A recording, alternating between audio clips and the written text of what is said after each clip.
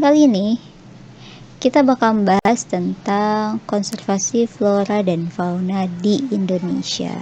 Masih di bagi-bagi ilmu. Oke.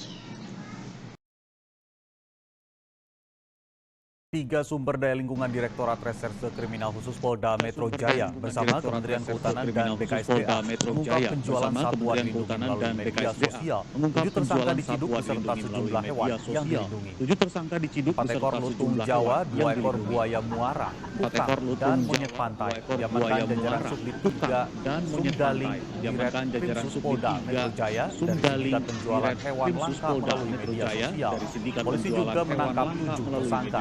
Penangkapan dilakukan berdasarkan informasi masyarakat ada penjualan satwa dilindungi melalui media sosial.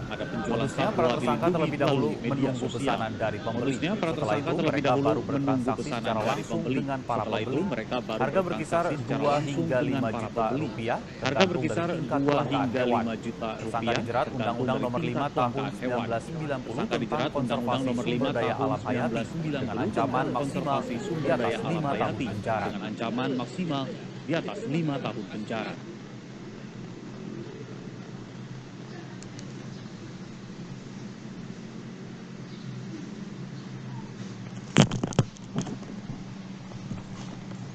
Oke, itu video sekilas tentang hewan langka yang dijual di via medsos ya, media sosial. Anda masih bersama Ini ada lagi satu video lagi. Konservasi WWF bekerjasama dengan industri teknologi untuk memberantas perdagangan satwa liar melalui aplikasi daring. Polisi 21 perusahaan teknologi itu bertujuan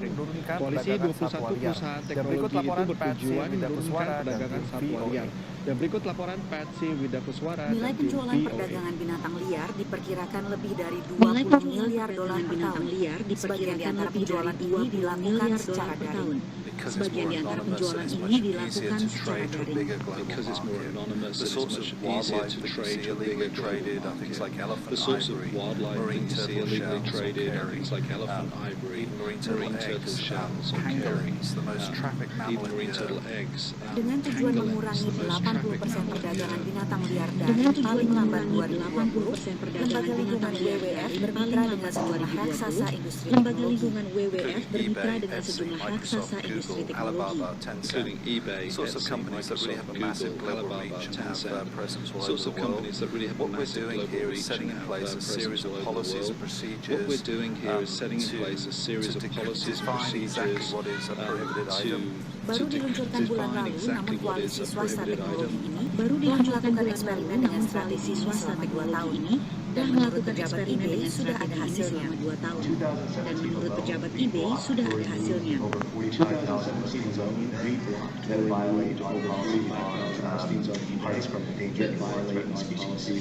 Bagian strategi ini adalah mendidik pengguna mengenai hukuman anti perdagangan binatang liar. In those cases where people are suspected of trying to temporarily or completely from the site, we can suspend and we temporarily or completely from the site. And we do work if there's a criminal situations. Koalisi ini juga tengah mengembangkan sistem peringatan bersama guna memberantas pedagang binatang liar jika mereka mengubah modus operasinya. Komitmen dari 21 perusahaan teknologi terkemuka untuk memberantas perdagangan ilegal satwa liar ini disambut baik komunitas konservasi lingkungan, mengingat perdagangan satwa liar makin marak. Sebagai gambaran, dalam 10 tahun terakhir saja jumlah badak Afrika Selatan yang dibunuh untuk culanya melebihi 1.000 ekor per tahunnya. Sementara populasi gajah Afrika turun 30%. Industri ilegal satwa liar merupakan bisnis besar mencapai 19 miliar dolar. Dari Washington DC, saya Patsy Widakuswara dan tim VOA. Pemirsa, sudah banyak orang. Yaitu penjelasan bahwa sebetulnya eksploitasi flora fauna tuh banyak banget, cuman kita belum lihat secara keseluruhan aja.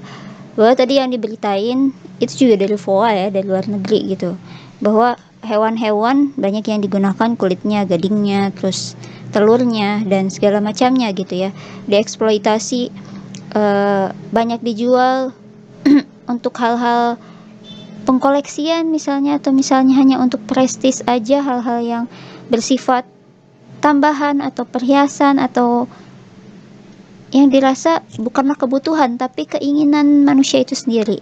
Nah, disitulah pentingnya kenapa kita harus melaksanakan konservasi flora dan fauna seperti itu.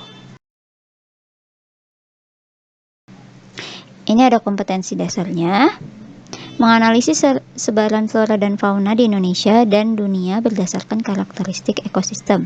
Membuat peta persebaran flora dan fauna di Indonesia dan dunia yang dilengkapi gambar hewan dan tumbuhan. Ini ada IPK-nya, indikator pencapaian kompetensinya. Dan ada juga tujuan pembelajaran. Iya, inilah yang akan kita pelajari hari ini. Jadi konservasi flora dan fauna di Indonesia ini ada dua. Ada kawasan konservasi flora dan fauna dan apa juga faktor penyebab kelangkaan flora dan fauna. Di bawahnya lagi kawasan konservasi flora dan fauna ada kawasan suaka alam, ada kawasan pelestarian alam. Di bawahnya kawasan suaka alam ada cagar alam, ada suaka marga satwa. Di bawahnya kawasan pelestarian alam ada 4, ada taman nasional, taman hutan raya, taman wisata alam, dan kebun raya dan kebun binatang gitu ya. Terus untuk faktor penyebab kelangkaan flora dan fauna itu ada seleksi alam, bencana alam, sama ulah manusia. Jadi berita yang tadi kita lihat itu salah satunya adalah dari ulah manusia ya, untuk prestis, untuk keinginan yang di luar nalar manusia gitu, koleksi kayak gitu. Nah, ini adalah skenario pembelajarannya. Ada sistem penilaiannya juga. Nah, di sini ada pretestnya ya.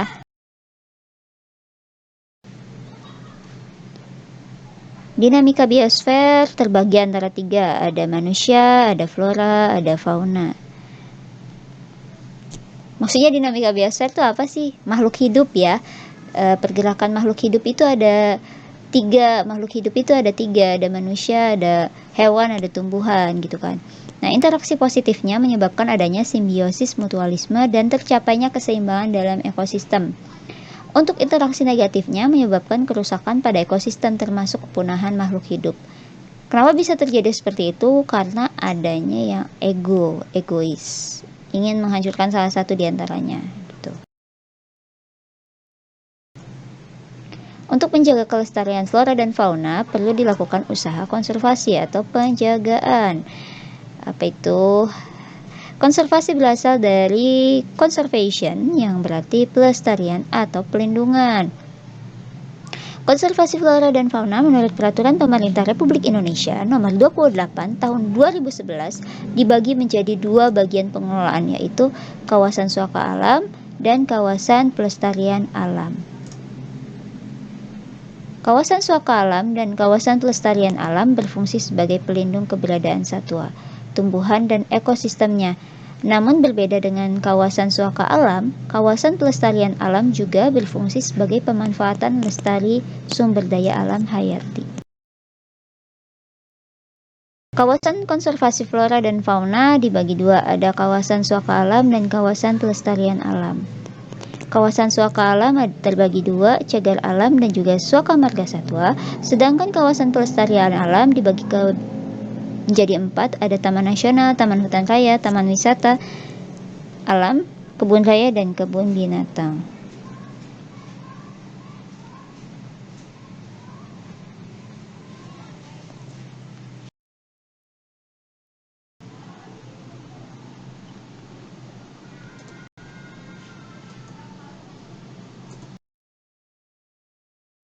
Iya.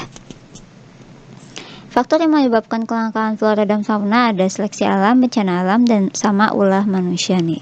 Gadingnya diambil, terus ini kulitnya gitu ya, tega banget.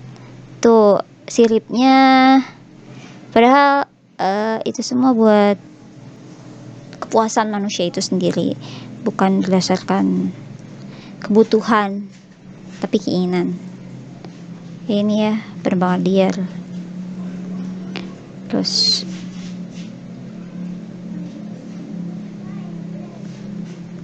ya, ini adalah faktor yang menyebabkan kelangkaan flora dan sekian penjelasan dari kami mengenai konservasi flora dan fauna. Kalau misalnya ada yang mau ditanyain atau misalnya mau dikomentarin, silahkan diketik aja di kolom komentar. Terima kasih. Assalamualaikum warahmatullahi wabarakatuh. Ini tambahan, kalau misalnya para guru pengen ngebuat tugas, bagusnya nih bikin kayak gini nih, poster terbaik, terus di share lewat sosial media.